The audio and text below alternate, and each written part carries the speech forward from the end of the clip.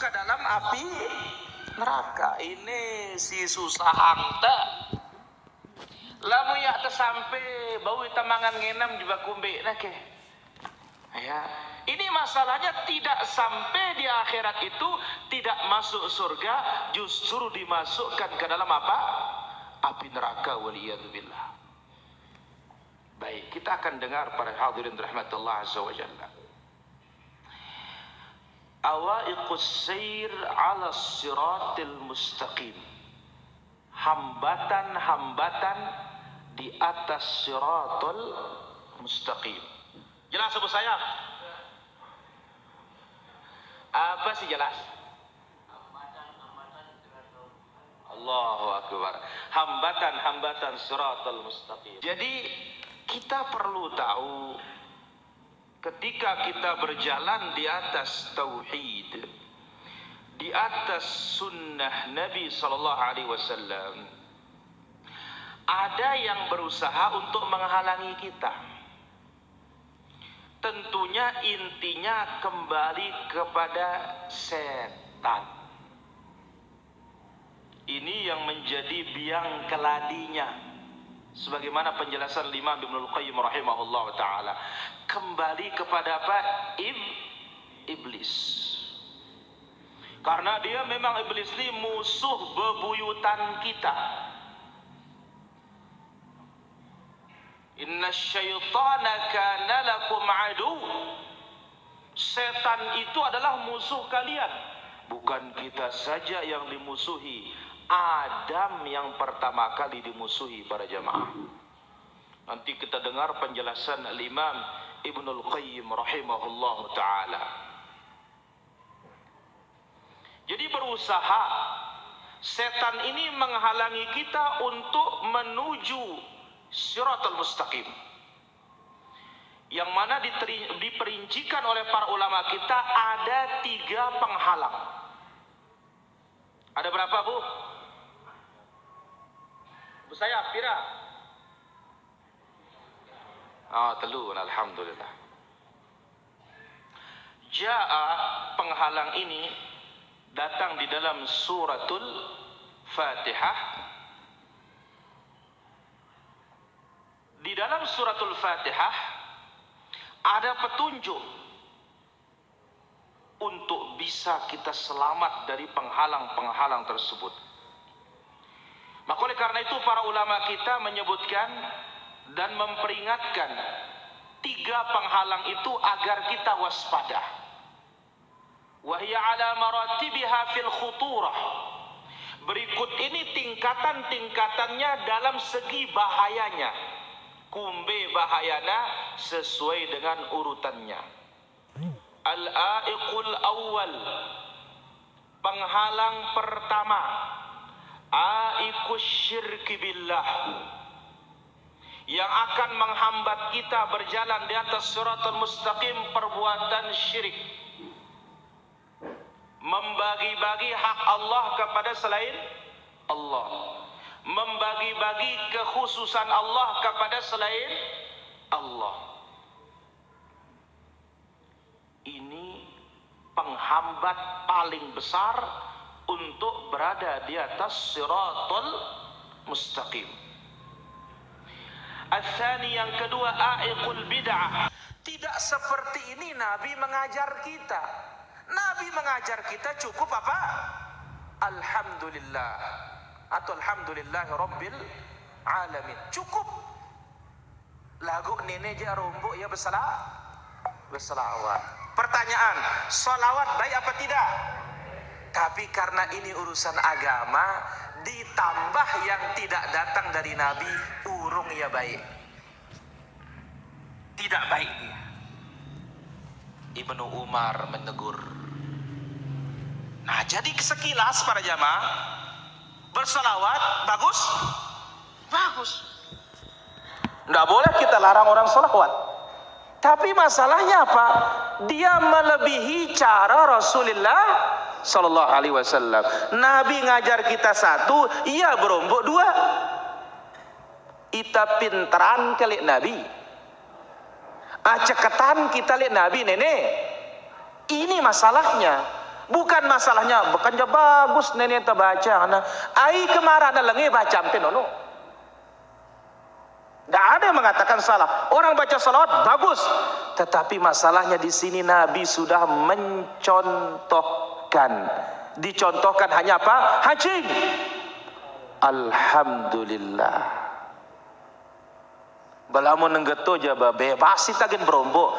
Allahu Akbar walillahil hamd. Subhanallahi bukratan wa asila. Kah? Bagus? Bagus nono. Lagu wah ke Nabi ngeto caranya sholat. Beya Noah. Berarti urungnya bagus. Jadi baiknya beragama itu harus ada dalil, harus ada contoh. Agama ini lebih dari itu para hadirin rahmat Allah Subhanahu wa taala.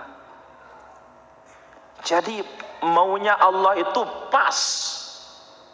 Maunya Allah Subhanahu wa taala imben surung kue pada nono benono kak pula berombok-rombok wah. Dalam hal yang memang kita sudah dibatasi. Adapun dalam hal yang tidak dibatasi, bebas kita. Contoh bersedekah. Mari bro no. Arak si 100 teng no katri.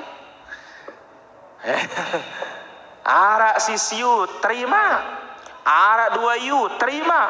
Ada yang 5.000 terima. Si ijo no si masa tuloka no ijo no ka. Cekat no. Ya biru terima. Ada yang 1 lembar yang merah itu 100 terima. Nah juta masih bebas nenek. Jumati ke narak jelo nenek. Ne Pak Ustadz najari ke Masjid Nurul Falah nenek. Nabui wah tanahku nenek 5 hektar nenek kah. Bebecat ke.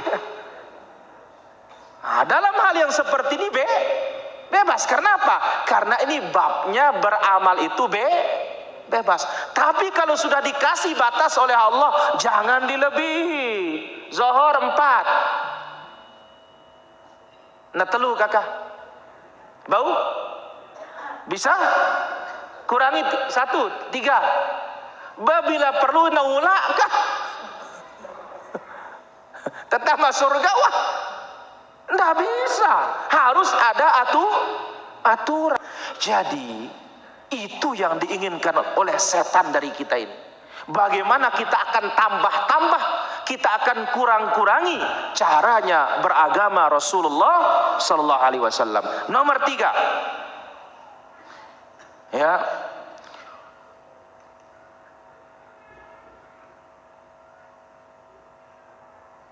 Kalau dia tidak mampu menjatuhkan kita dalam perbuatan bid'ah, dijatuhkan kita ke dalam perbuatan dosa. Dosa terbagi menjadi 2, ada dosa besar, ada dosa kecil. Urutan, dibawa kita ke syirik, nggak mampu dibawa kita bid'ah, nggak mampu dijatuhkan kita dalam dosa besar, nggak mampu setan tidak berhasil dijatuhkan kita ke dalam dosa kecil. Sudah berapa ini? 4. Baik. Fa illam yastati, tidak mampu dia menjatuhkan kita dalam dosa kecil begitu, dia akan berusaha menjatuhkan kita dalam apa? Ketaatan. Bagaimana bentuknya? Sibuk dengan hal yang mubah, ya, meninggalkan ketaatan. Contoh, main bola boleh? Boleh. Lagu gara-gara pertandingan urung ngepe sholat asar. Iya wah setan no. Ya, atau diundur-undur waktunya dan yang lainnya.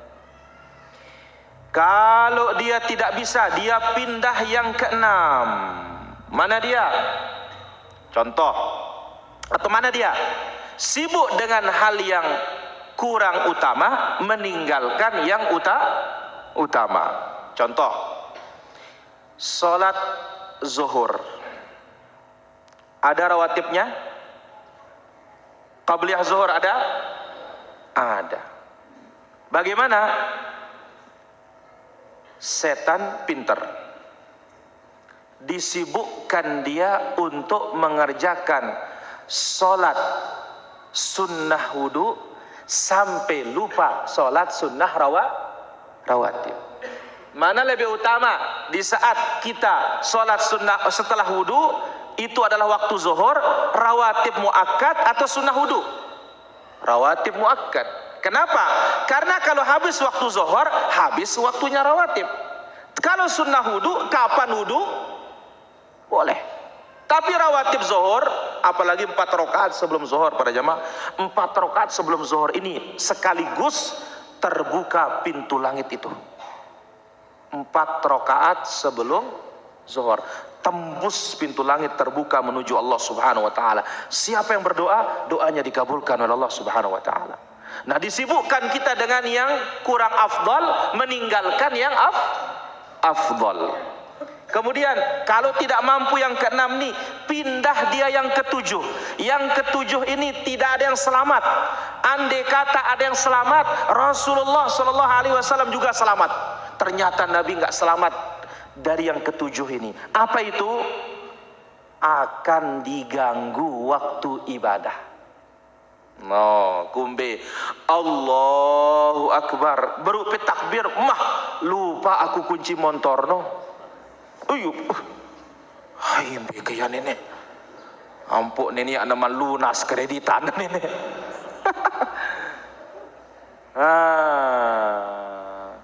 Diganggu waktu ibadah. Maka lihat Nabi SAW, Nabi sedang sholat, setan lewat di depan Nabi mau memotong sholat Nabi, mau merusak sholat Nabi. Langsung Nabi cekik dia, pesetna belum lah, sampai keluar air liurnya.